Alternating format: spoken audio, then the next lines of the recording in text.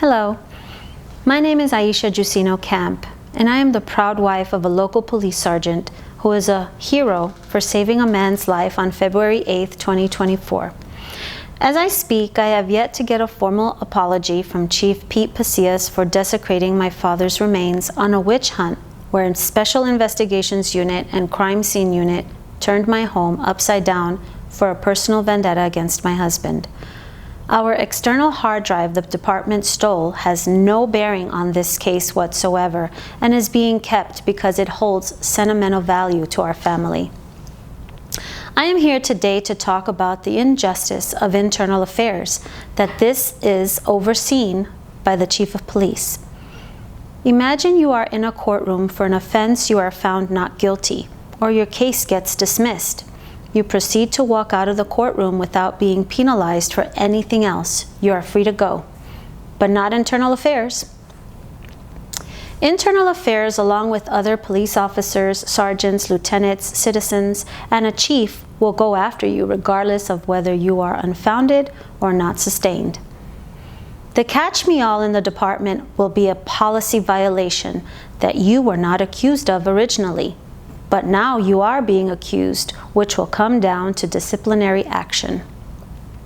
Is this not double jeopardy against your character? Why should an officer be found sustained or guilty for a policy violation when you are unfounded or not sustained for the original accusation or allegation made against you? How does the Department of Internal Affairs even get away with this? This is surely a legal matter that must be looked at for the integrity of the officer. You will notice that I keep referring to officer. Well, actually, it should be officers and certain sergeants. If you are a lieutenant, you are free to do whatever you want. Any form of harassment that includes sexual, verbal, gossiping, cowardness, abuse of power, official oppression, hostile work environment, intimidation, bullyism, overtime abuse, threats, perjury, you are allowed to do whatever you want because you hold those bars on your collar. And by all means, as a lieutenant, they are free to be rogues of the El Paso Police Department. Case in point, Lieutenant Frank Rodriguez is your perfect poster boy of being rogue. My family is currently fighting a suspension that my husband received for simply showing up to a scene when Lieutenant Juan Briones of Pebble Hills was at a call in the Northeast.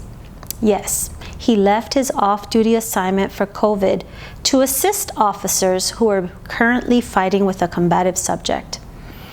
The only appreciation that I have with Lieutenant Briones is that he left his post to help officers, unlike the coward of the El Paso Police Department, Lieutenant Frank Rodriguez, who failed to do so on October 16, 2022, with an active shooter, multiple casualties, and a murder scene at the 8500 Dyer incident. But remember, this call doesn't exist. Lieutenant Briones stood watching a male subject being punched by officers that caused a broken eye socket due to the extreme use of force being used. This lieutenant failed to act to stop any form of excessive force caused by the officers against a citizen. He had a duty to enact and stop the behaviors. Please understand that this is post-George Floyd incident of the very same issue, but nothing was done by this lieutenant. My husband contacted Internal Affairs due to the injuries of a broken eye socket, which they investigated.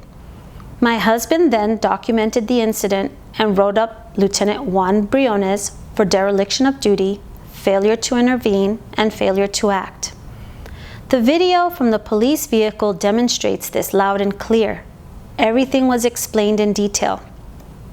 But once again, the failure to discipline lieutenants came down from Internal Affairs that Lieutenant Juan Briones was unfounded of any wrongdoing. But of course, my husband, who happened to pull into the parking lot in his vehicle, was found sustained, guilty of dereliction of duty, and was suspended 16 hours.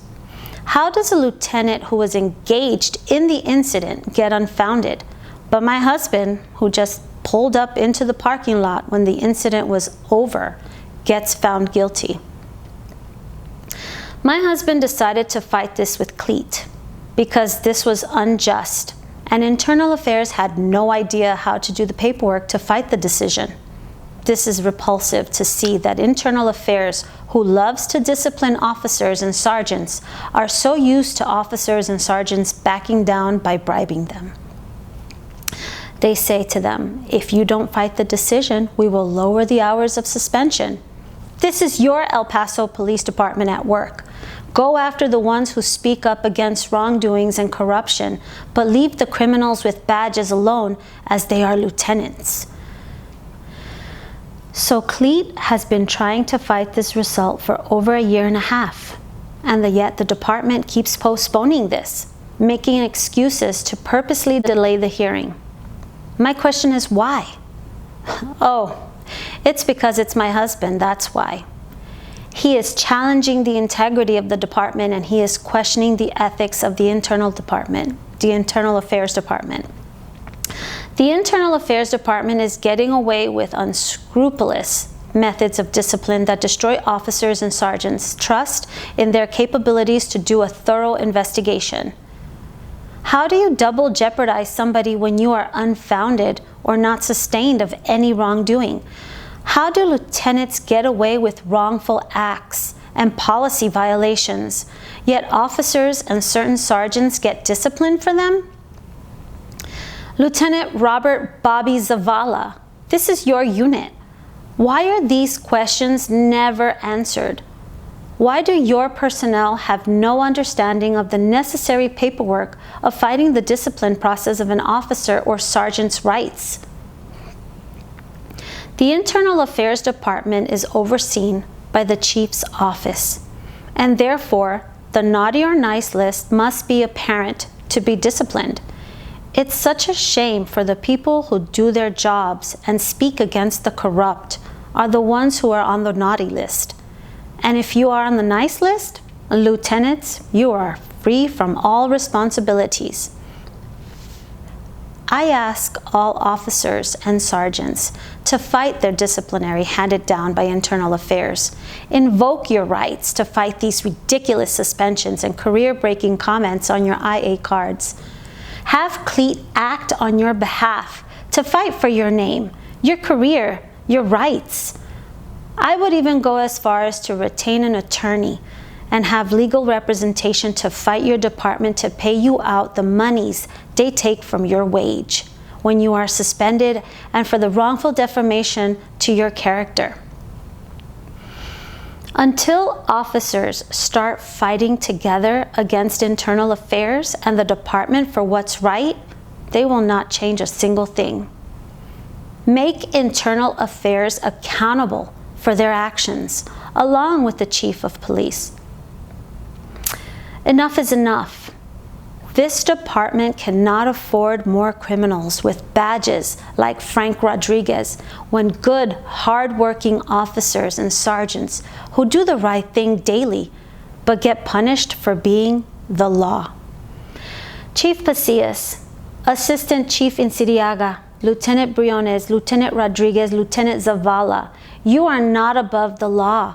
The truth will be your demise.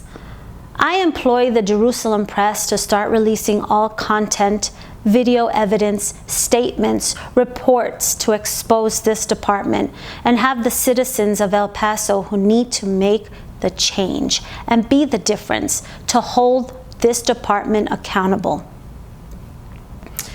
By the way, my husband has to go to IA next week to do another statement as an accused because of a lieutenant who made a statement against my husband. We all know what the outcome will be, but stay tuned for another video. I will keep you posted. CAMP, Cops Against Malicious Power.